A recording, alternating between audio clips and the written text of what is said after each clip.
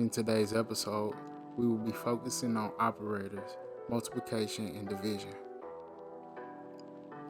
Operators are special symbols in Python that carry out arithmetic or logical computation. The value that the operator operates on is called the operand.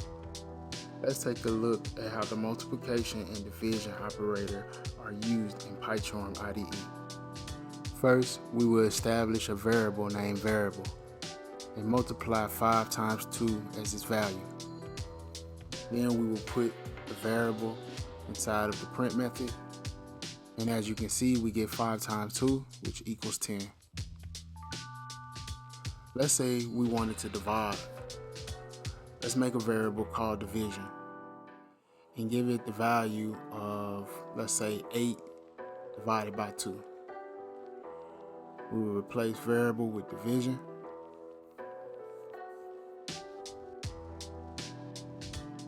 And as you can see, we get a float of 4.0. And if we wanted to make this a complete integer, we would wrap the variable division with int, which stands for integer, which will return an integer of 4. If you found this video in any way helpful, make sure to follow the Pi Society on Twitter, and don't forget to like, subscribe, and turn on your notifications.